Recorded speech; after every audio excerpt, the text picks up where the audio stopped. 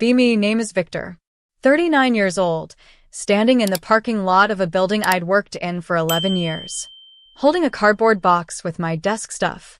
A cactus, some pens, a photo of my dog. Security guard who escorted me out looks embarrassed.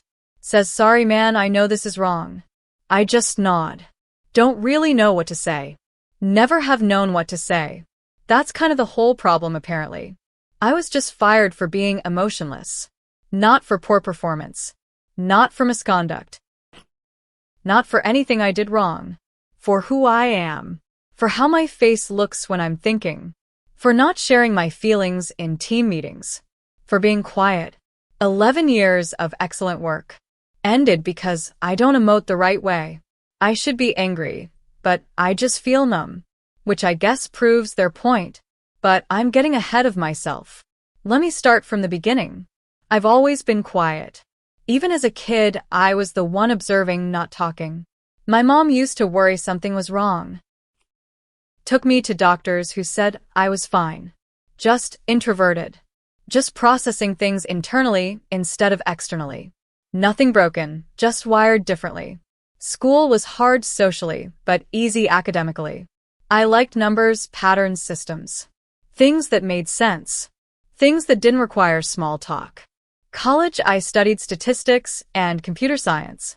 Found my people among other quiet analytical types. We'd work on problems for hours without speaking. Then someone would say I figured it out. And that was enough.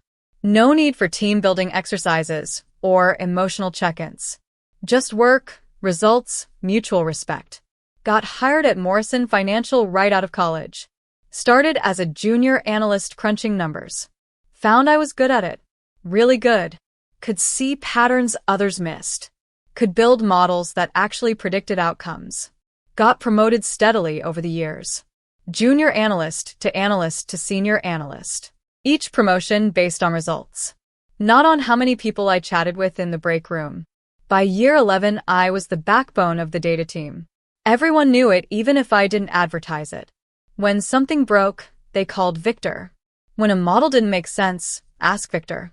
When the executives needed numbers for a big decision, Victor's team delivered. I wasn't flashy about it. Just did my job and went home. Didn't go to happy hours much. Didn't share personal stories in meetings. Didn't laugh loudly at jokes or get visibly excited. That's just not who I am.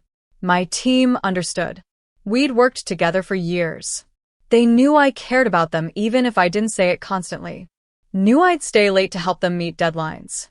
Knew I'd go to bat for them with management. Actions over words, that was my style. It worked for 11 years. Then Brenda Walsh arrived. New head of human resources, 44 years old. Came from a tech company in Portland. Big ideas about transforming workplace culture. First email she sent talked about emotional intelligence. Creating a workplace where people felt seen and heard. Where vulnerability was celebrated. Where authentic expression was encouraged. I read it and thought, okay, that's nice. Didn't really affect my work. I'd keep doing what I did. First month, Brenda implemented new initiatives. Mandatory emotional check-ins at the start of meetings. Everyone had to share how they were feeling. Use emotion words to describe their current state. I dreaded these. When it came to my turn, I'd say fine or focused. Brenda would push for more. Can you elaborate, Victor? What does focus feel like? I'd say it feels like being ready to work. She'd nod but look unsatisfied. Like I was failing a test I didn't know I was taking. Second month, she introduced vulnerability sessions. Once a week the team would gather.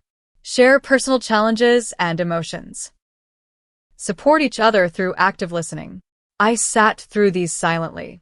Didn't have anything I wanted to share. My life was fine, work was fine, everything was fine. When asked to contribute, I'd say I'm good.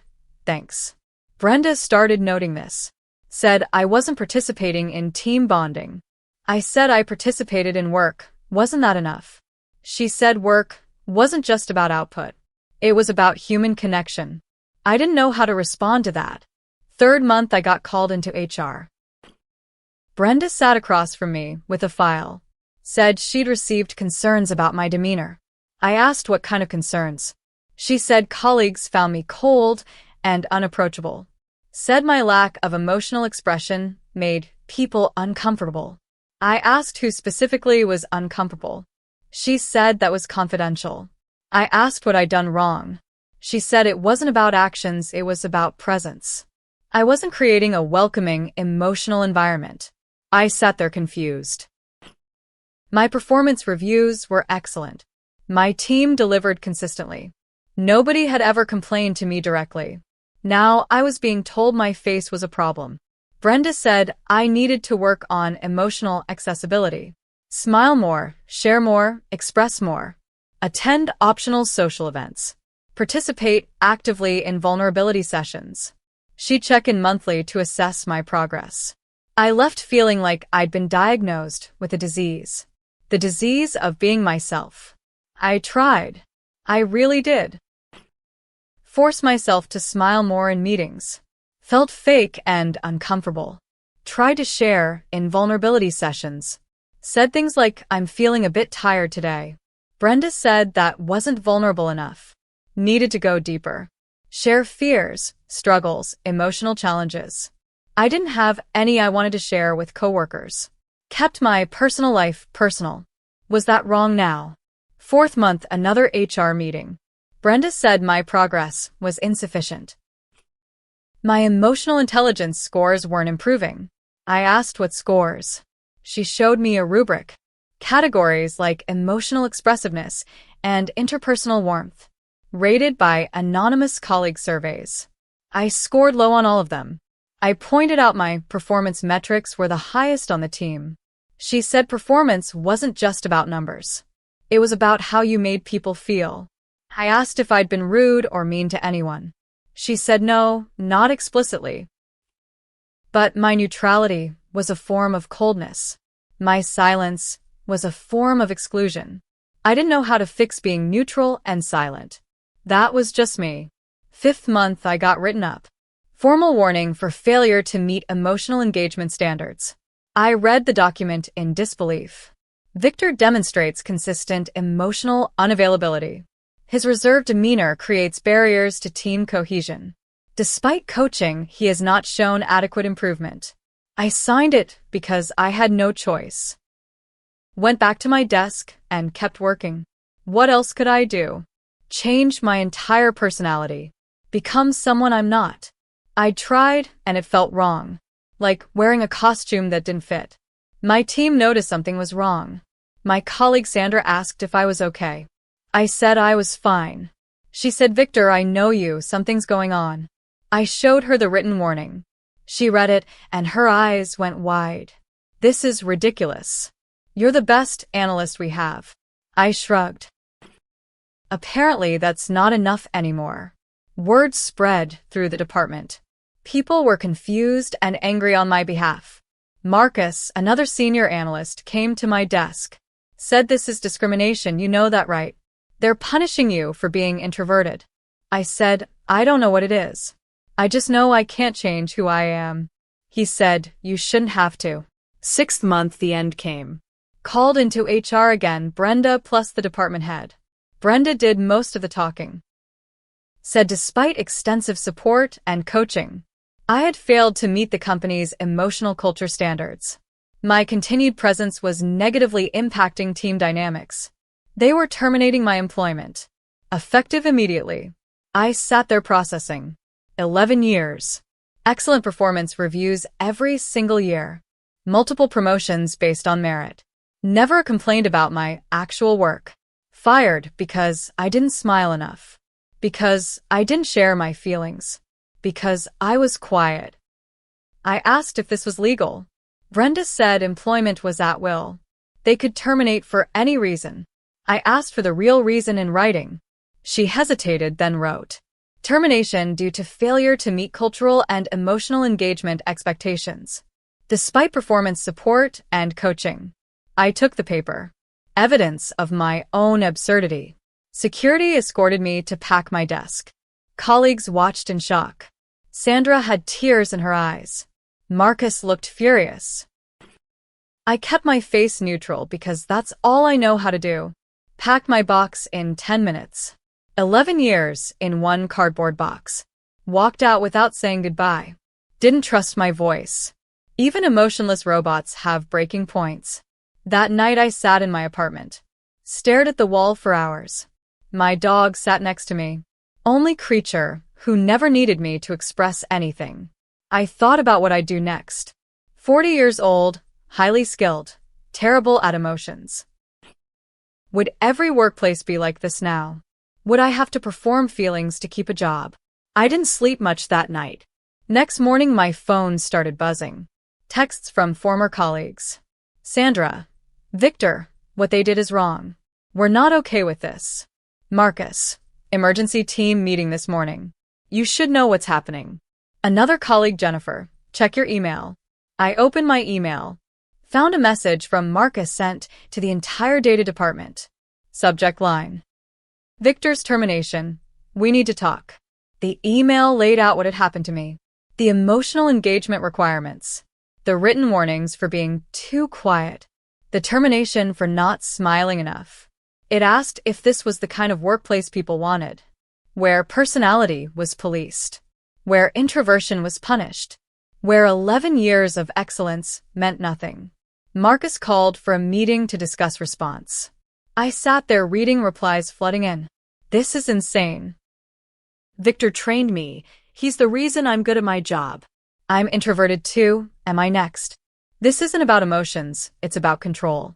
Then the text started coming faster. Sandra, half the team is refusing to work until this is addressed. Marcus, meeting with management in an hour. We're demanding answers. Jennifer, people are talking about walking out. I couldn't believe it. These people were risking their jobs. For me, the guy who never went to happy hours. The guy who didn't share feelings. The guy who just quietly did his work. They were standing up for that guy. Mid-morning I got a call from Marcus. He was breathless with adrenaline. Victor, you need to hear this. Management tried to justify the firing. Said it was a cultural fit issue. Sandra stood up and said Victor is the culture. He's the one who helps everyone. Who stays late to fix problems. Who trained half this department. Then Jennifer said if being quiet is a fireable offense. Then fire me too because I'm quiet. Then Thomas, another introvert, said same here. One by one people spoke up. Said they wouldn't work in an environment where personality was a termination criteria. Management tried to calm things down. Said they'd review the decision. Marcus said reviewing wasn't enough. They wanted Victor reinstated. And Brenda's policies rescinded. Or they'd walk. Asked how many people were serious. Marcus said at the meeting count 14 out of 18 in the department, including 3 women and 2 people of color. This wasn't a white male grievance. This was the whole team saying no. Management asked for 24 hours to respond. The team gave them until end of business. The rest of that day was chaos apparently. Brenda tried to hold an emergency session. Explain that emotional intelligence was important. Sandra interrupted her. Said emotional intelligence means reading the room. The room says you fired a good man for being himself. Read that. Brenda got flustered. Said she was trying to create a supportive environment. Marcus said there's nothing supportive about destroying someone's career. Because they're not bubbly enough. Brenda retreated to her office.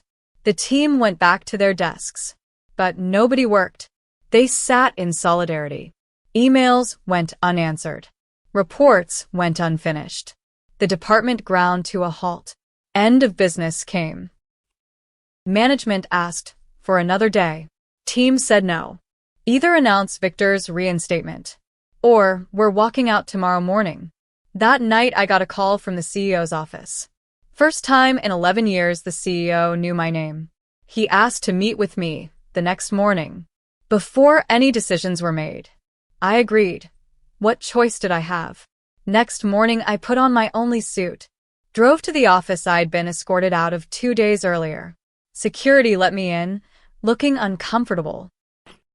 Rode the elevator to the executive floor. The CEO was waiting, a man named Harrison. the late 50s, traditional business guy. He'd built the company over 30 years. Didn't know much about HR feelings initiatives.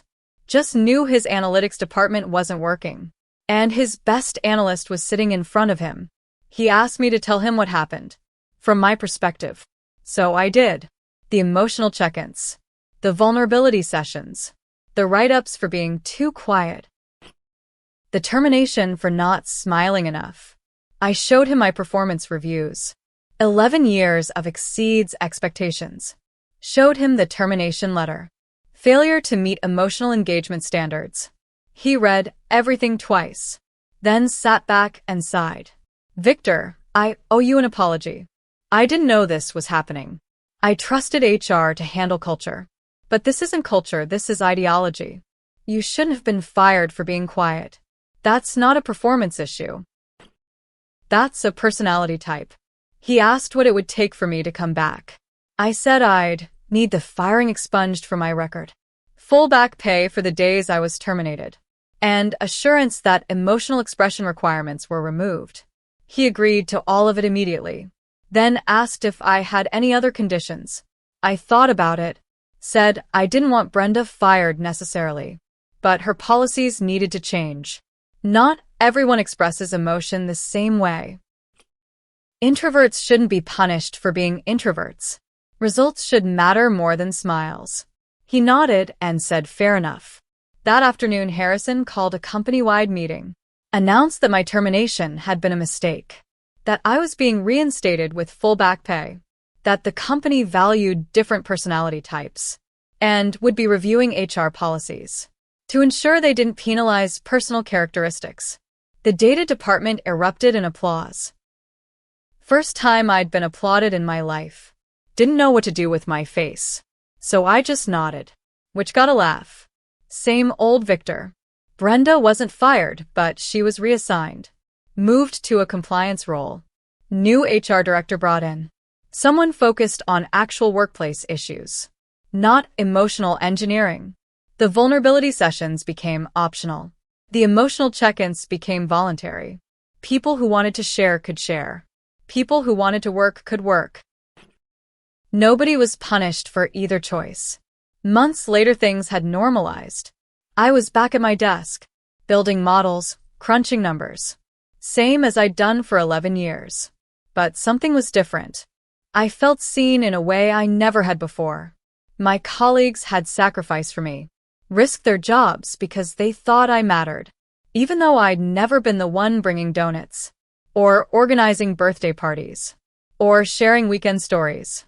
They'd seen my value anyway, in the work I did, in the help I gave, in the reliability I provided. Sandra stopped by my desk one afternoon, said, "You know, Victor, you're more emotional than you think." I asked what she meant. She said, "The way you help people, the way you care about quality, the way you stayed late to save my project last year. That's all emotional. You just don't announce it." I thought about that. Maybe she was right. Maybe I did have emotions. Just different from what Brenda expected. Not loud or visible. But there, in the work, in the actions, in the showing up every day and doing my best. Year later, I got promoted to Director of Analytics. Harrison personally approved it. Said the department had never performed better. And I'd never smiled once in a meeting. I laughed at that. First time Harrison had seen me laugh. He said, "See, you do have emotions." I said I have them. I just don't advertise them. He said some of the best people don't. That's not a flaw, that's a feature. I think about the colleagues who walked out for me. 14 people who said no. This isn't right, we won't accept it. They didn't know if they'd have jobs afterward. Did it anyway. For the quiet guy, who didn't go to happy hours. That taught me something. You don't have to be loud to be valued. You don't have to perform emotions to matter. And when things go wrong, sometimes the quiet ones inspire the loudest response. I'm still not good at feelings. Still don't share much in meetings. Still prefer my dog to most humans. But I know now that there's room for people like me. In workplaces that judge fairly. That value actions over performances. That measure results, not smiles. Not every workplace is like that, but the ones that are, those are worth staying for. Anyway, that's the story of how I got fired. For being emotionless. For not participating in vulnerability sessions.